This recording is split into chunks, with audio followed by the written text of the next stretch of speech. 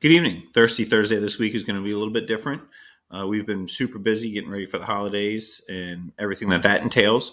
So, with that being said, we wanted to put something out. It's going to be pre-recorded, which this is going to lead into, and it's actually a recap from a previous show. We've done that at least one other time, but we're going to do that again tonight, so we can spend this time with our families, and we hope that you get some family time for you as well. A couple of things that we do want to talk about before we get into the main part of the show tonight is a couple of unfortunate events that have happened in the fire service recently. The double line of duty death out of Pennsylvania. One fireman had just started his career in Frederick County, Maryland, and they passed away on the second floor of a house from New Tripoli Fire Department in Pennsylvania.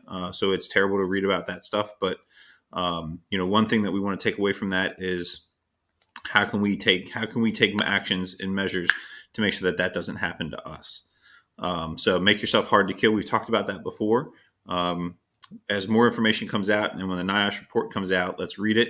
Let's go over it. And again, make yourself better from their sacrifices. And we want to talk about the FDNY fireman from Rescue 2 that was critically injured in a training accident, has subsequently passed away.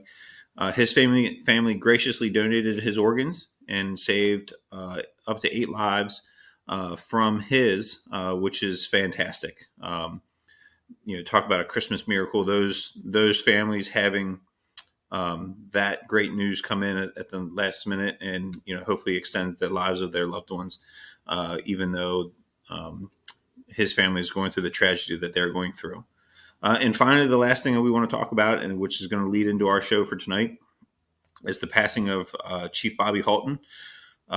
Chief Halton started his career as a fireman, worked up through the ranks, was a fire chief in Albuquerque, New Mexico, and then went to Coppell, Texas, and most notably was the editor-in-chief and responsible for FDIC and working on Fire Engineering's magazine. Just a wonderful man. As you guys are going to see in our show, was great to talk to. His passion for the fire service was contagious. And he is definitely a driving force that the fire service will miss. But hopefully, and everybody that he taught, had contact with, and made a lasting impression on, he will live on through them. And hopefully that continues to grow from there. So our thoughts and prayers go to those 4 families that are going through this grief at this time. And through the holidays, it's always a little bit harder. And we reach out to you guys and want you to know that you're in our thoughts and prayers. With that being said, like I said, we're going to go to the show that we did with Chief Halton, which was our Millennial Madness, which is one of our earlier shows. So please hang out, enjoy the show. And we've got some stuff already planned for the 2023 year. It's looking pretty good so far. So keep watching our social media, and we'll see you guys soon. Have a great Christmas, happy holidays, and we'll see you next year. Yeah, and brother, I agree with you, and I've had the privilege of working with Bobby McGee and teaching with him all over the country. And it's one of those things where I was actually talking about you earlier today, Bobby, is that if I see something as black and someone else sees as white, you see that form of gray that nobody else ever considered, and we have that aha moment. So I think like you said, your relevance, you don't want to feel like that dinosaur is sitting there telling war stories to the younger generation, because some of those things are interesting, but how does it help them be better at doing their job? And a lot of times they'll satiate you and listen to your story, but they want the information and how it applies now. And Bobby, to your credit, I remember when you're going through some pump training, you had some folks come to you and say, "Hey, this is all great stuff, but what do I need to know? Tell me the 3 a.m. stuff." And you were flexible enough to kind of change your training and be able to have that kind of flexibility and insight versus being rigid and saying, "Okay, well, it's my way or the highway." And if we still had that same attitude, we'd still be writing with markers on acetate on the overhead projector versus using what we do now in some of the classrooms. So, Chief Halton, I just kind of want to throw it to you just for a second and say, with the platform that has been established through FDIC, and we look at things when FDIC first started, for example, it was a fire department instructors conference. It was very small. It was intimate. It was great. But now look at how it's just, I mean, we're talking tens of thousands of people from multiple nations throughout the world that attend this. And it's been opened up. And we've seen that. And at first, I know there was some reluctance and resistance, because then we all put on our instructor face and say, who's this guy out here whose balls haven't even dropped yet, who's coming into this class with us? And then we realized, okay, well, if you're going to be an instructor, part of your obligation is to pass along, not only as the instructor for the class, but as a participant. If you have information to pass along, the onus is on you. So could you talk for a minute, if you would, about how the platform of FDIC has changed over the years, and how it starts to incorporate some of these up and coming people that maybe a year ago we never heard of, and now there are people we're following on social media? Okay, well, it started in 1928, and actually in 1928, it was considered a rather large gathering. And one of the things which is interesting historically, especially in the United States, is that voices that need to be heard tend to be heard despite the crowd. So if you think about our early days in the early 1700s, there was a guy named Whitefield who came to America. He was a preacher from England, young man, he was about 27 when he got here. But he had to leave England because in England, he had created such a stir with his preaching where he said all men were equal. So whether you were the king or a duke, or you were the guy shoveling horse poop off the street, you were equal in God's eyes. And when he would speak, crowds of 20 and 30,000 people would show up. One of the guys that went to hear him talk was a guy named Ben Franklin. And Ben Franklin, probably around 17, I don't know, I'm going to say around 1730, 1740, somewhere in there, went to go hear this guy Whitefield speak. And he'd heard of him. And he said before he went, he made sure he didn't take too much money. He took a couple pieces of silver, a couple pieces of copper, a couple pieces of gold. Well, because Whitefield could charm the money right out of your pockets. And he was determined not to give him any more of his money. But by the end of it, he admitted that he gave every penny he had, he put into the collection plate for this guy because he was that good. The other thing that he was trying to test was he had heard that no matter where you were in the crowd, you could hear him as if he was standing next to you. And so he walked around this crowd of 20,000 people, and he found that to be true. And he wrote about it. It's all written. Franklin copied this all down. And I think it's still true today. So in 1928, when FDIC started the Fire Department Instructors Conference, it was considered rather large. There were probably 40 or 50 men, and they're all men at those times, who all met.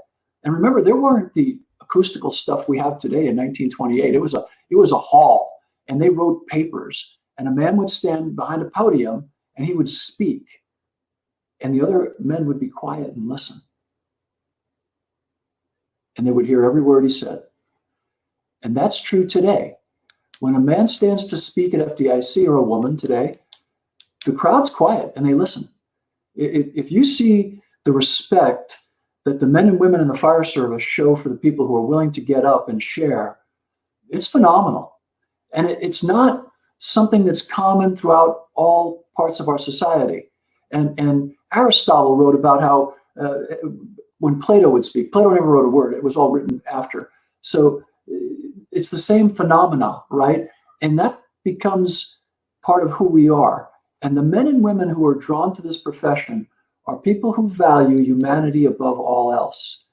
And they respect the sanctity of the individual and the individual life. And they're willing to risk themselves as groups to save one forlorn individual who they know nothing about. And that's the predicate. That's the predicate for becoming a firefighter. I wanted to read something real quick. Am I allowed to take a minute outside the question? Of course, Chief. Okay. I don't want to break any rules. Oh, you're good. You're good.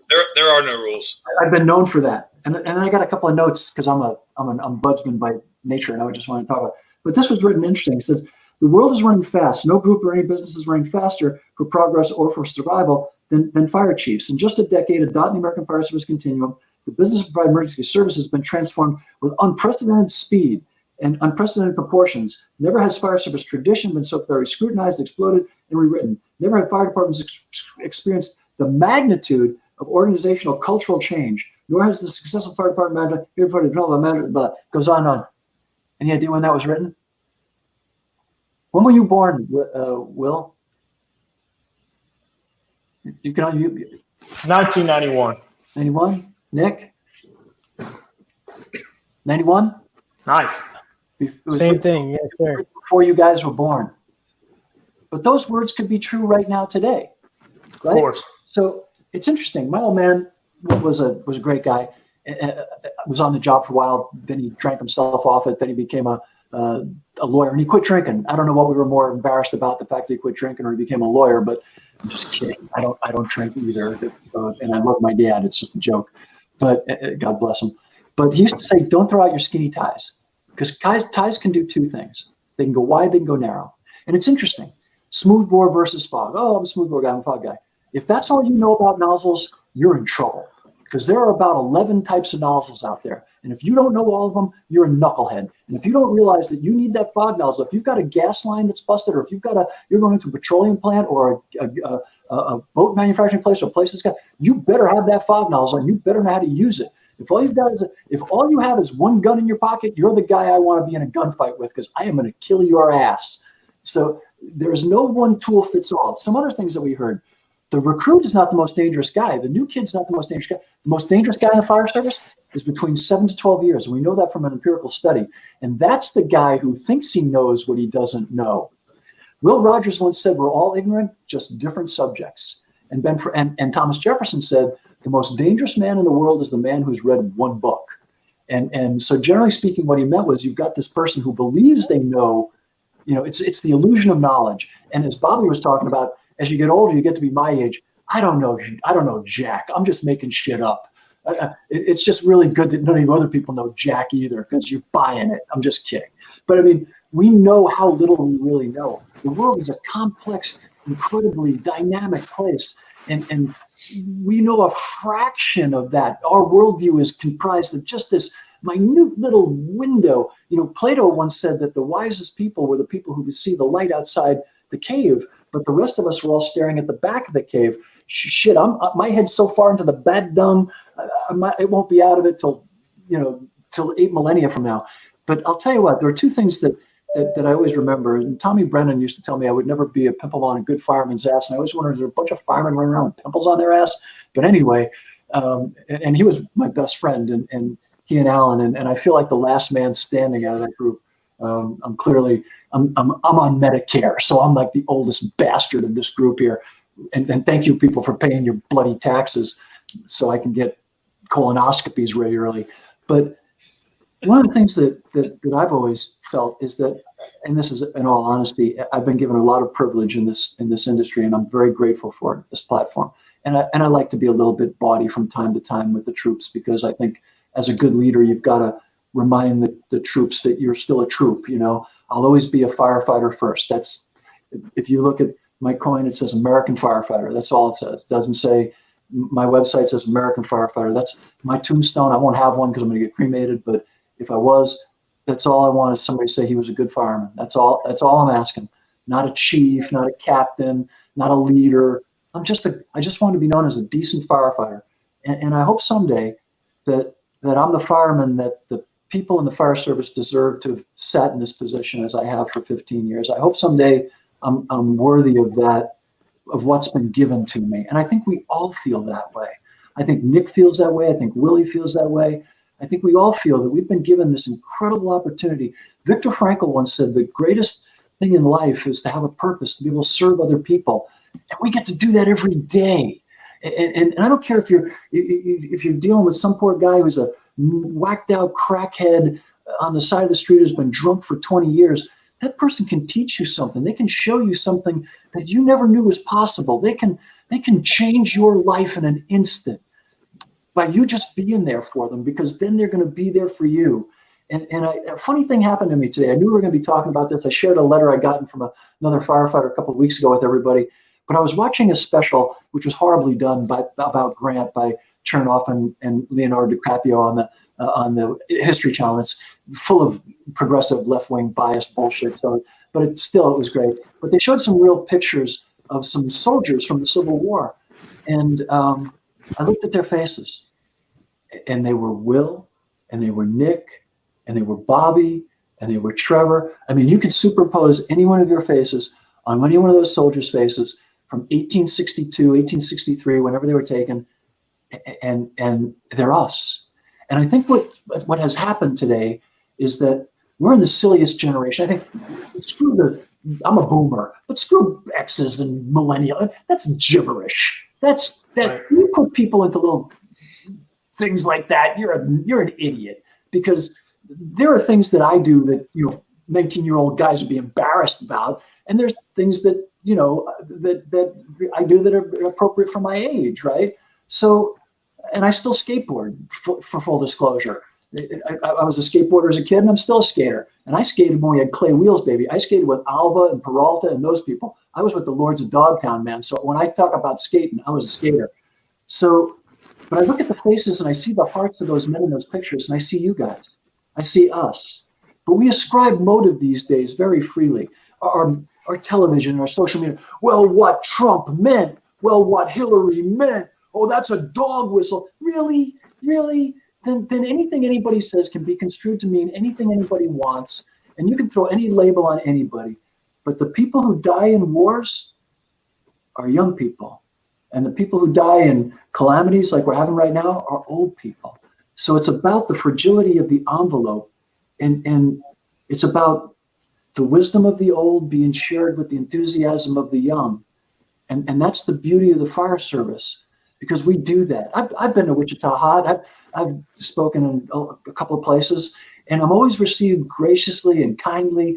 And I know shit. Every now and then I got to get my grandson to tell me how to make this dopey thing work right.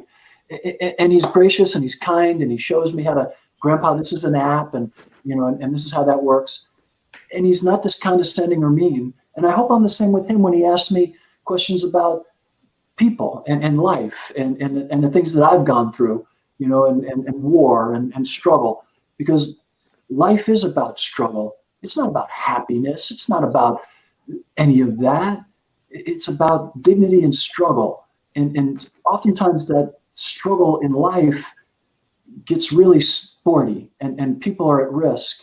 And that's when guys and gals like us show up and make it better. And that's a privilege we should never take for granted. And I have never met a firefighter who has. Not a real firefighter. Now, we've had some crazy uncles in our basement and some weird aunts who shouldn't have been here, but 99, I've never met one I didn't like. I thought some of them were wackadoodle dandies, but I've never met one I didn't like. I never met one I didn't love. And I say that unreservedly. And there are people out there who I know don't think a lot of me, but for what they've been willing to do and who they are, I love them, because we don't have any power. We don't carry guns. We just show up and try to make it better. And as long as we keep doing that, I don't care if you're 99 or 9. If you want to help somebody, I'm right there with you, man. Show me what we need to do, and I'll try to help. And send me. Yeah, I mean, Yeah. I just and just being able to do stuff like this. I mean, this is like, that's why FDIC matters. That's why the United Fire Conference matters, because other people look at us like, you guys just sit around and talk about firefighting for 3 days? Hell yeah! Yeah, how great is that? And of course, cars and girls and guys. We talk about our husbands and wives and girlfriends and boyfriends and cars and sports, but mostly firefighting. Right. Hey, Ben. Yes, sir. Point of procedure from now on, Halton has to go last, because how can you follow this guy? But anyway. Right. Exactly. But actually, Chief, thank you for that. And, no truer words have been spoken. And in deference to our friend Tom Brennan, in fond memories, he was the guy who taught me how to read fire engineering backwards, because when he used to have random thoughts, you remember that at the back of the magazine? Yeah. As soon as you got your fire engineering magazine, for you millennials, that was it was a publication. After they finished chiseling it in stone, they actually put it out in paper and on Sanskrit. But anyway, when I was offered this job, true story. Tommy's one of my best friends, and so true story.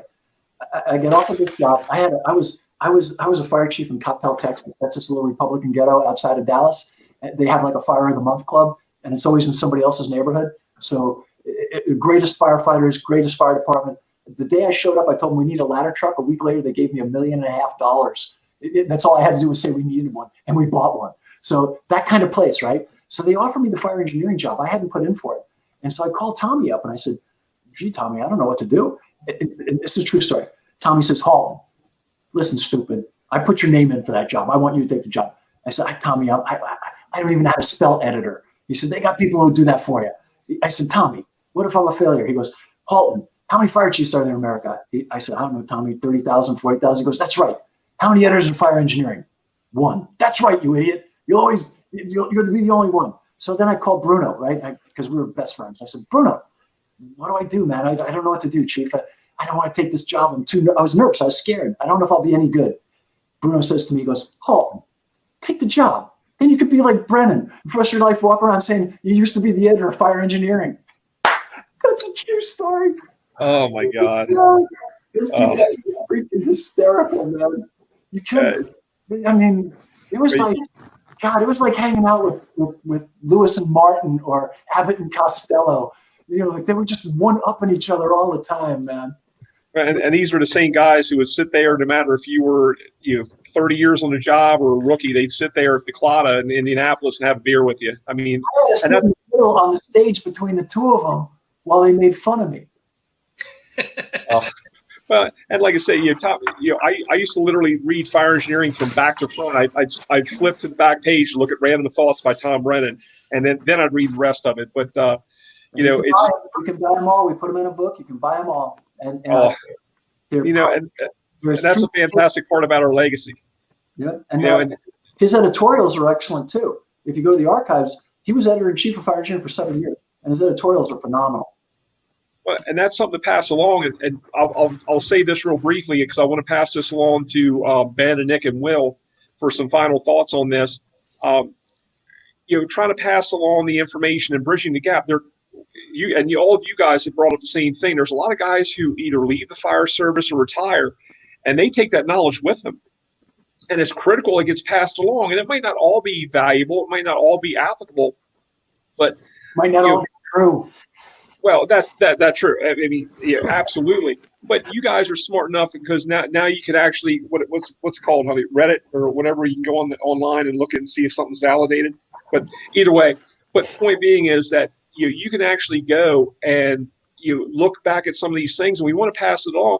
And one of the last academy classes that I had the privilege of being involved with is we gave a lunch break, and of course the recruits are going, okay, why are they giving us a 2-hour lunch break? Something is wrong. Because, everything was, very regimented and structured.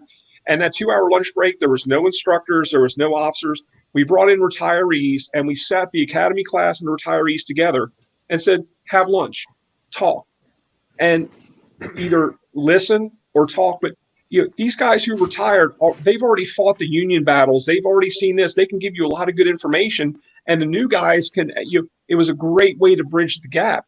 And they sat there and had a great conversation. But the other thing was, too, that the retirees felt that they had some validity when they came. And I've not been gone very long from Ocean City, but I remember coming back into our Midtown station where I cut my teeth on ladder truck up there. And I came into the station and I had a nice young guy go, excuse me, sir, this is a restricted area. Can I help you? I'm like, no, I'm good.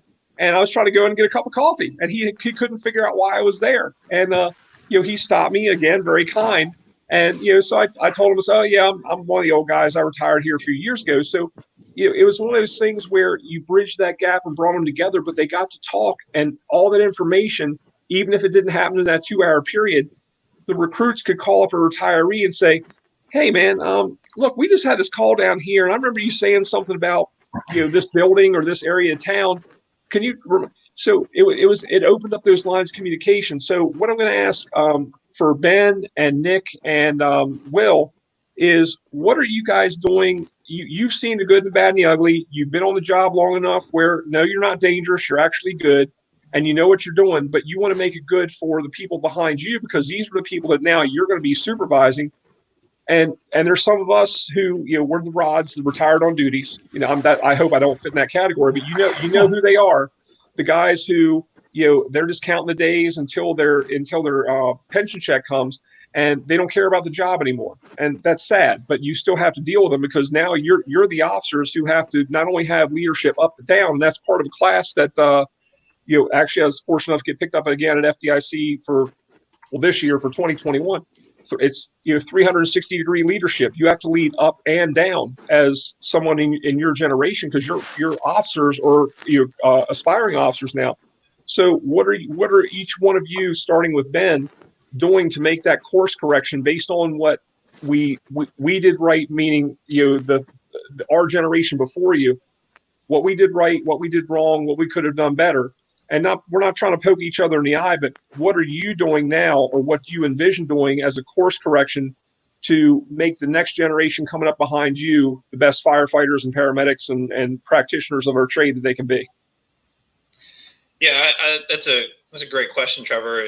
And I think, well, first off, one of our first comments was that we had from Kevin Belcher, who works part-time in Ocean City and is a sergeant in a large metropolis, whatever that word is, department on Eastern Shore or on the Eastern Seaboard.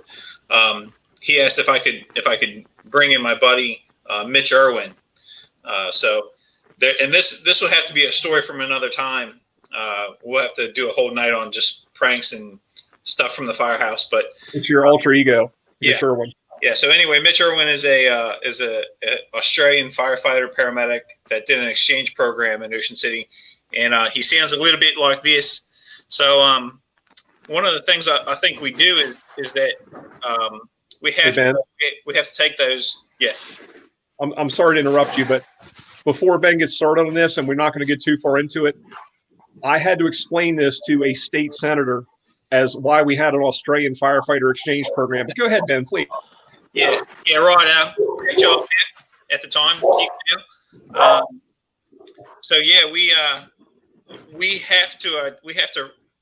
Sorry, well, I can't do the whole thing in that accent. We as those people, taking over the next generation, like we have to recognize that, and like Trevor had said earlier. Nick and Will not promoting yet, and I was in a different situation in Salisbury where I was able to move up and move up rather quickly.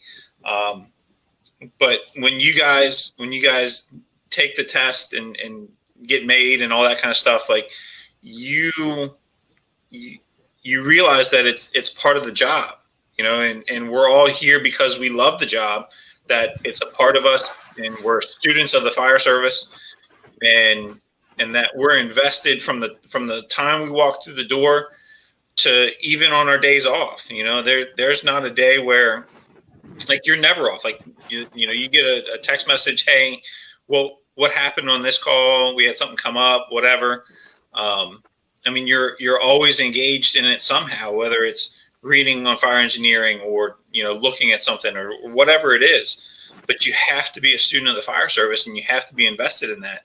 And like Bobby McGee said, you have to show these new people coming in that you know what you're doing, and that you're willing to crawl down the hallway, to force the door, to pull the line, to train with them and do all that stuff. So that way they know that you're invested in them.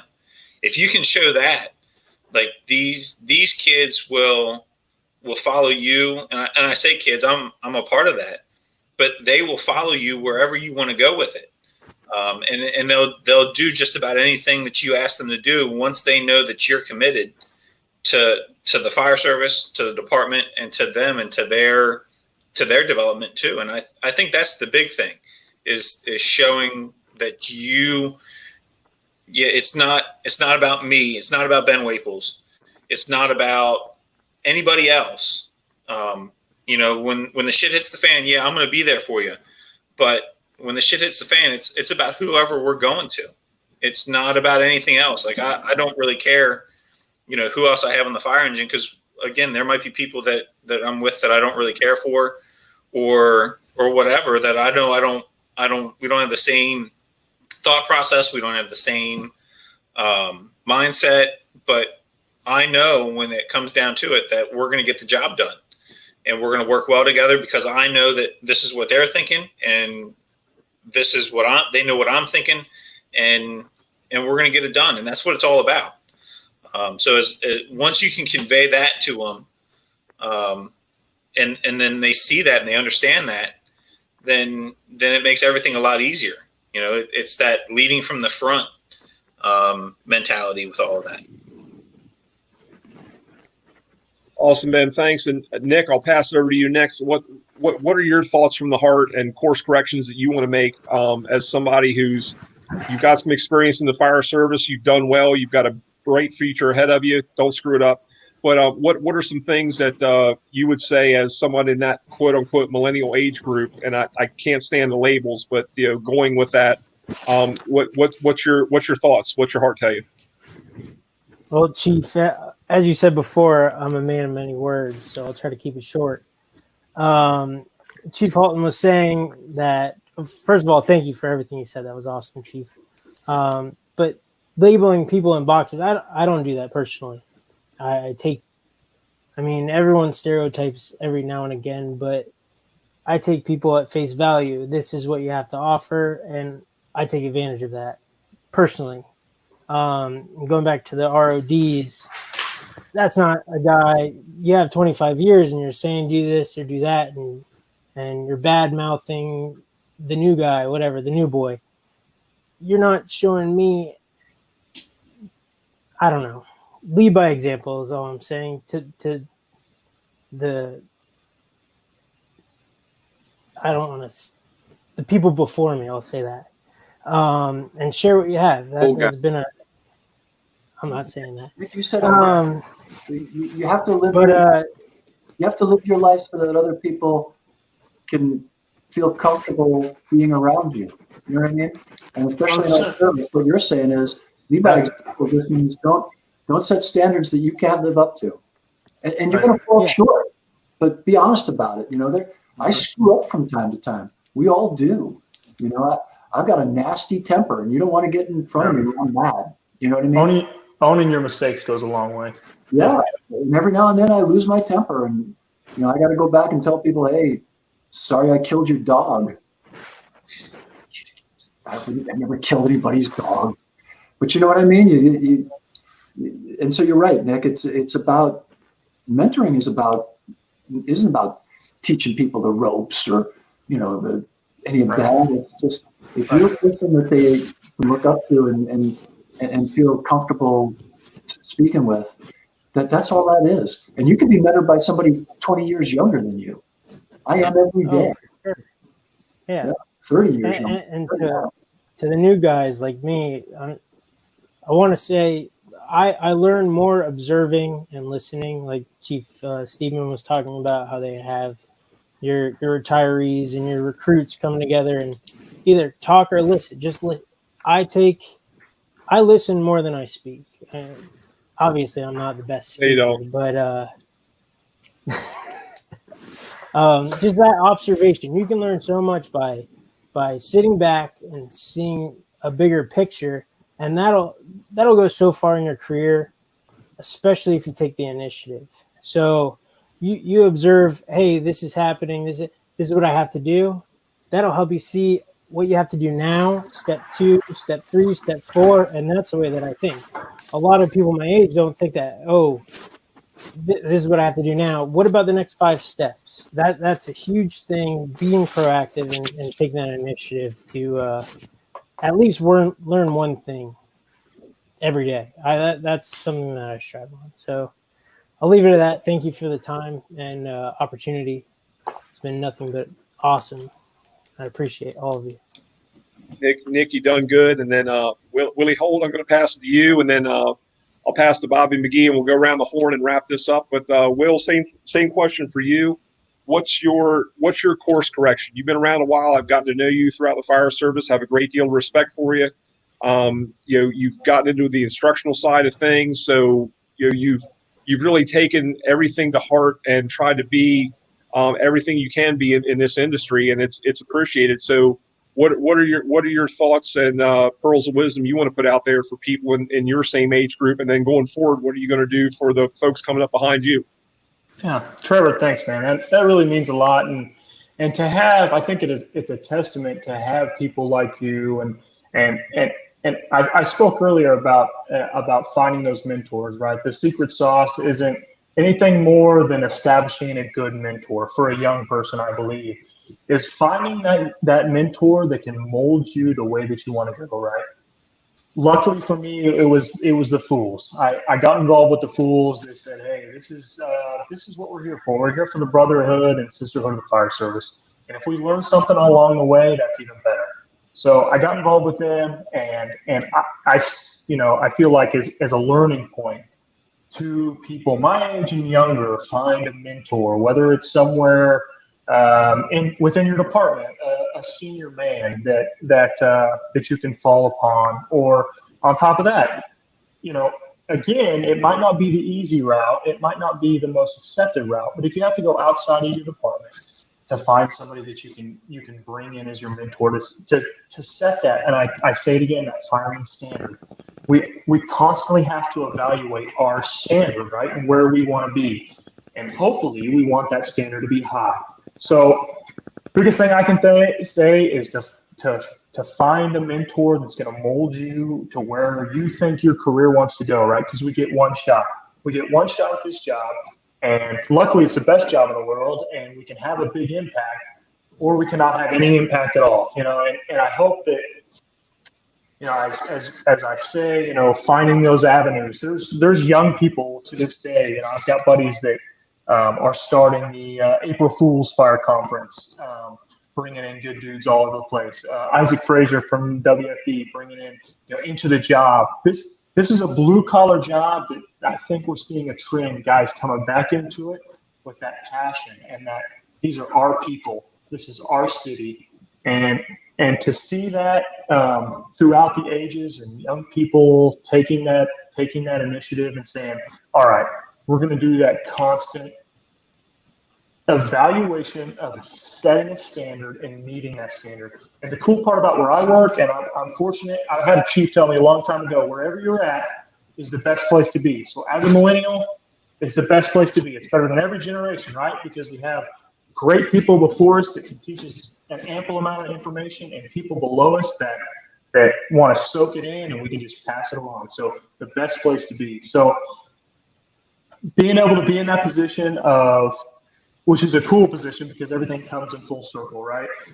We see the shift of everybody owning that, like these are our people, and I think we all see it when it comes to search culture and being passionate about our people. It's a cool topic to talk about, but I'm just luckily that I have mentors like you guys and the Fools and my crew, and I'm blessed there. So if anything that I said in my ramblings, which I say a lot, unlike Nick knows when to shut up, is that latch on to somebody and take in everything you can. One of the best comments I ever got was from a senior engineer on my department is 29 years on the job, getting ready to retire.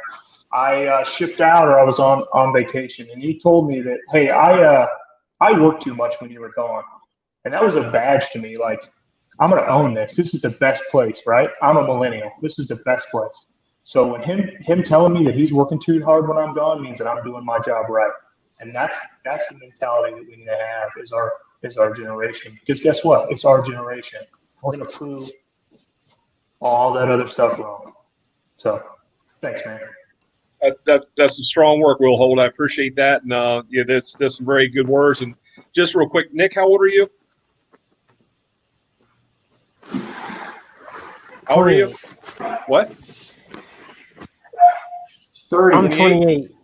28. Oh, This T-shirt is older than you, but anyway, that's not important right now. Yeah, I saw anyway. that the other day. Now, it was so funny because my son was wearing that T-shirt earlier today, and that was a T-shirt that I started with many, many moons ago. It's a little bit big on him. He's only 12, but I'm like, oh my God, that shirt's older than some of the people on the panel tonight. But hey, it's going a great place. But I want to wrap up with some final thoughts, and with that, Bobby McGee, I want to pass off to you for some final thoughts and anything you want to share with the group as far as your outlook and perspective on this generation that's going to take our fire service forward. Yeah, Trevor, I think we're in great hands. I think that the guys that get it, and the guys that don't. That 10% of those guys that really put that extra effort in have always existed in the fire service. You've always had those. I don't care how small a fire department it is you go to. There's that one guy that's just thirsting for knowledge and thirsting for skills and things like that. I haven't seen any change in those numbers. So I feel very good about that. It's great to talk with you guys, and I'm Irish, so running a happy hour over a little bit's normal for me. But no, I think we're in great hands. I think I think one thing that we can do as a fire service is we give out a lot of confusion about whether or not to engage in this enemy anymore. And I think the message that we need to give consistently is we do need to engage this enemy and help these people, get these people out of their houses when they're on fire, and put their houses out when they're on fire, and keep ourselves safe. And I think the young guys want to buy into that too, but sometimes we have a lot of noise about us, about what we should or shouldn't do. And I think those guys, once they get a clear message in their own minds about where they want to go, they'll right the ship and sail right straight ahead and bail our old asses out someday. So it's been a good night. Thank you, Bobby. Thank you. And we'll go around the horn a little bit. And Chief Halton, I want to give you the final word. And but Nick, what's your final word on things? What's the last pearls of wisdom you're going to grace us with this evening? Oh, Chief, put me on the spot again. I didn't write an intro. I didn't have anything prepared in terms of my introduction. So Speak from the heart, brother. I'm gonna wing it. No, just I appreciate everything everyone said. Mr. McGee, thank you for being that guy that takes the time to share with us what you have. And that's my biggest thing is if the generation before shares what you have, the guy that's in my shoes better take advantage of that. That's all I have. Thank you. Awesome, Ben. Sorry, I called you Ben. Nick, great job. And when the lieutenant's test comes around, your ass better be sitting in that exam seat. So that's all I have to say. Anyway, Ben, you're up next. Yeah, thank you guys. Wow, what a night. Holy cow. I got to be honest, I never thought, so this is our sixth one. I never thought back to our first one that we'd be sitting here with such a great group of guys to talk, one, just about the fire service in general. And two, to talk about what we're doing with the past that we had and the legacy of the fire service that we've been giving, and what my generation and Nick and Will and what we're doing with our generation and where we're going with the fire service. To sit here and to have that conversation is just like I've been off all day just thinking about having this conversation tonight. So it is truly an honor to be here and to be a part of this. So thank you, Trevor, Bobby Squared. Thank both of you guys. Will, Nick, thanks for joining us. This is just an awesome night. Pleasure. Trevor, one of the things that you mentioned was the lunch that you did with the retirees for the academy class that you guys taught. And one of my favorite things is that we would do, and we did it for a couple months for a while, is that we would have the retired guys from Ocean City. We get together for lunch. We try to do it once a month, but to sit there and to listen to these guys cut up and carry on and go back and forth about the pranks that they played and the calls that they went on and the good old days. Yeah, just all of it, and to sit and just even though I was the one texting them and calling them, hey man, you gonna make lunch next Thursday, like just to sit there and to be a part of that conversation. And they all, I'd say they knew me. A few of them I'd been able to work with. But just to sit there and to listen to their stories and to hear all that knowledge and to hear the fun that they had was fantastic, and it was such an awesome opportunity. And to be able to pass that on to the next generation, to the next group coming in, it's a requirement of what we have to do. We are fortunate. I think, Will, you mentioned it. You're that middle group. So you have to take that information from the previous group, take that in, learn what you can, and then it's your requirement to pass that on. To have these people leave the organization and leave departments and leave the fire service and not share that information. And the same thing, to take what we have and not pass it on, that's a shame. And it really, it's not fair for us, and it's not fair for the next people.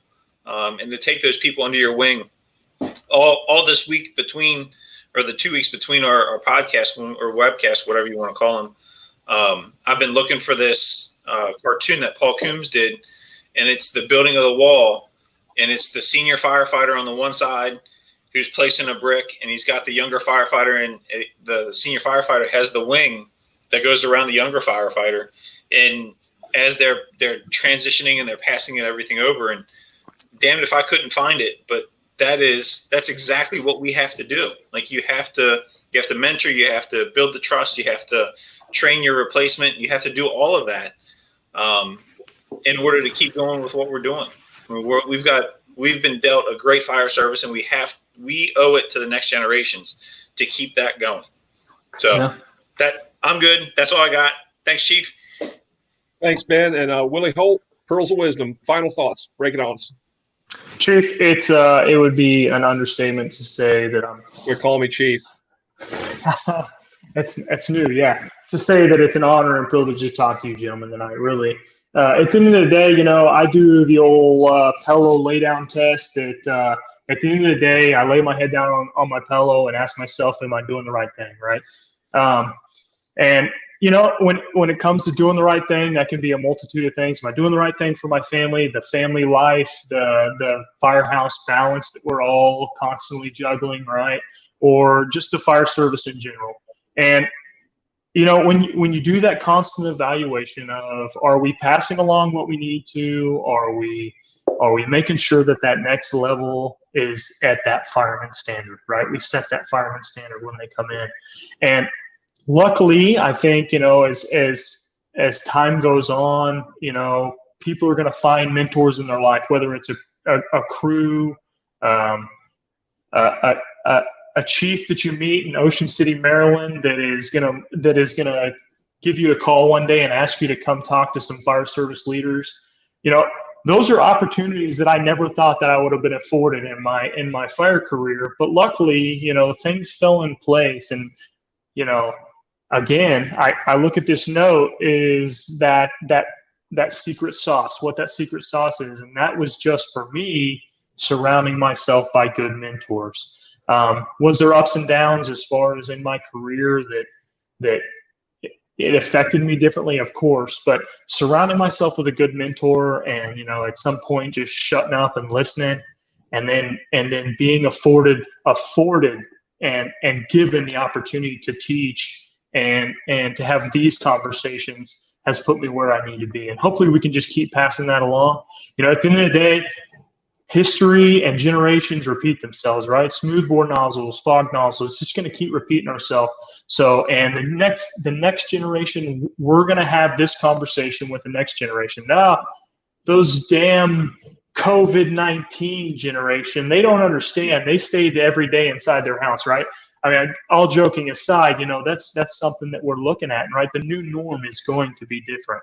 We have guys coming online right now that are obviously impacted by the things that are going on. So that's something that we're going to have to adjust towards. I never thought that I was going to have a conversation with a new guy and say, hey, we are normally a lot busier than this. Don't get this twisted. You're going to go on a lot more calls, people falling down and things like that. But just that constant evaluation of the times that are going on and dealing with them appropriately. Again, thank you very much. It's a blessing to be here, and it's a blessing to talk to all you fire service leaders.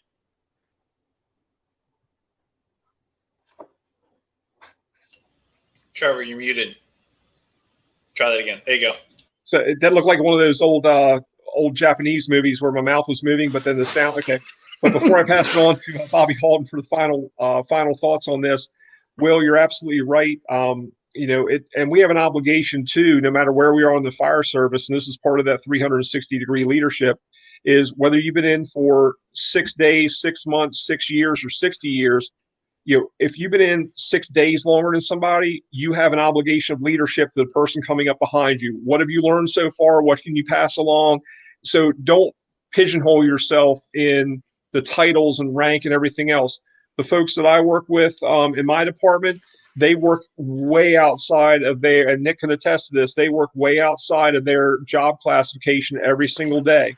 But, their title doesn't matter. What matters is the fact that they perform at a high level every single day and get the job done. And I rely on them.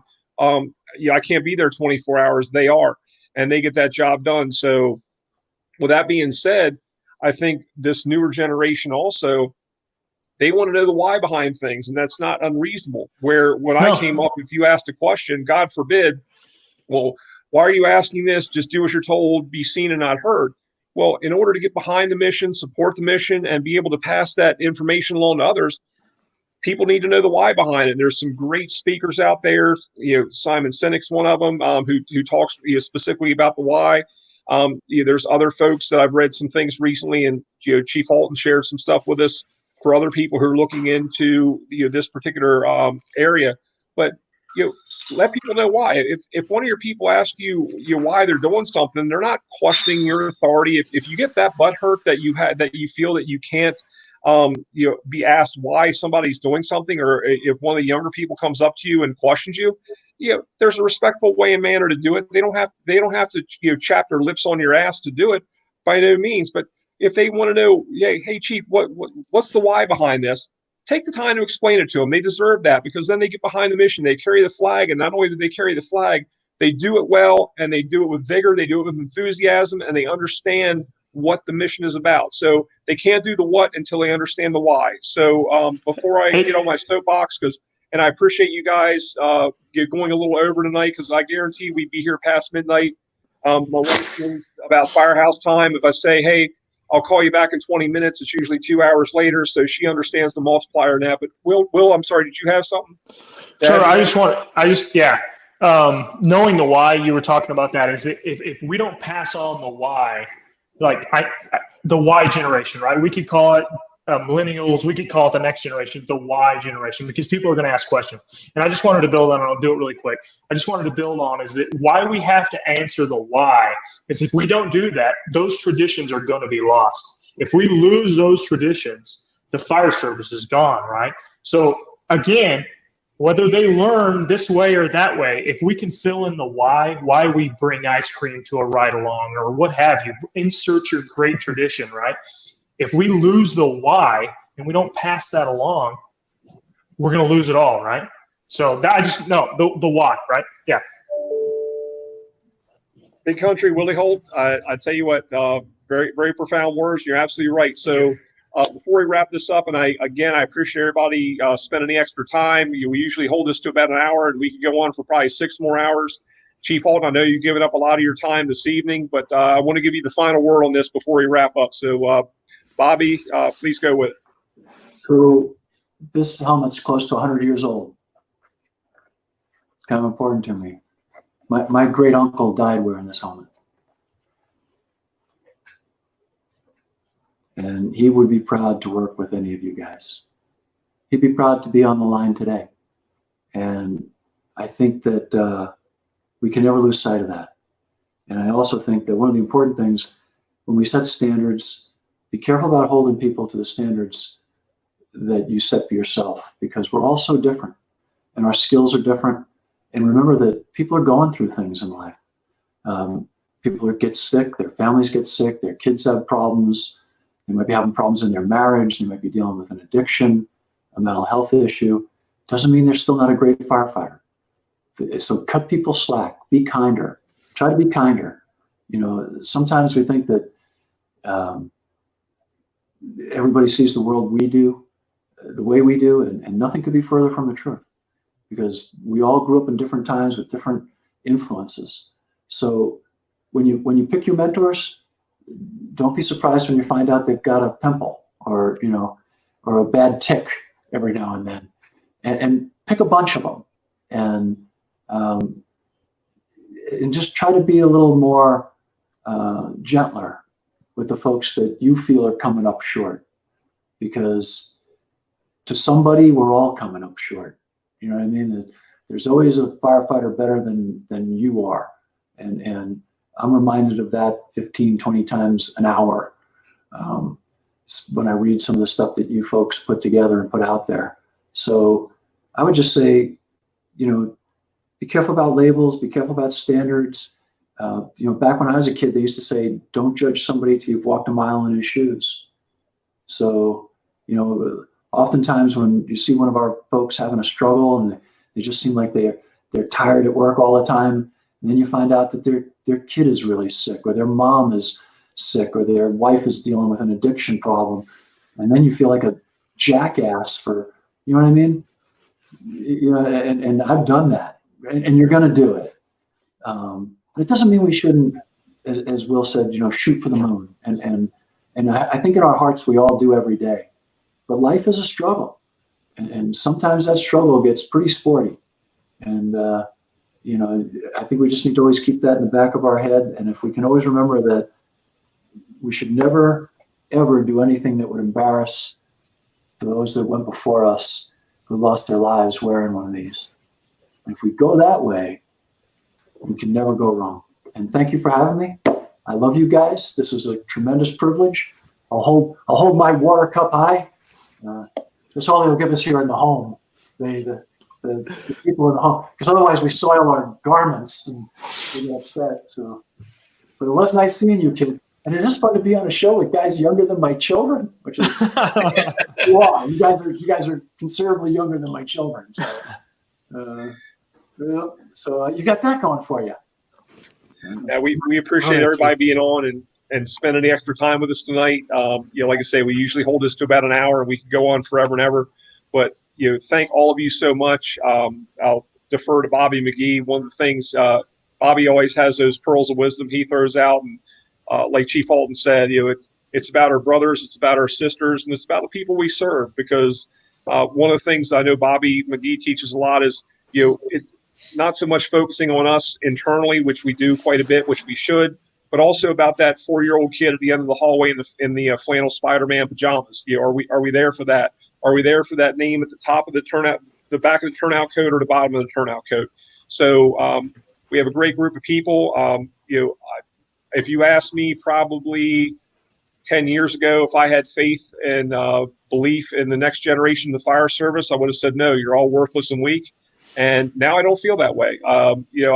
And believe me, I'm a stubborn person, and it takes a little bit to turn the bow of the ship for me. But I look at people like the Nick Kodacabbages and the Will Holtz and the Ben Waples and the countless people, the Rob Framptons that we had on the other week, and also some of the senior folks that have brought us up. And you said it very well. We owe it to the generations before us to uphold them, what they've given to us, and pass this on. So instead of creating the divisions in the fire service, we need to find the common ground and pass along the great information. Because I'm not too much further behind than Chief Halton. I think my medication and my mint jello should be coming around on the cart here shortly. And so with that being said, Ben Waples, since you're the master of ceremonies, I'll pitch it to you for the closure. But again, thank you all so much for each one of the panelists for spending your night with us and putting extra time, even though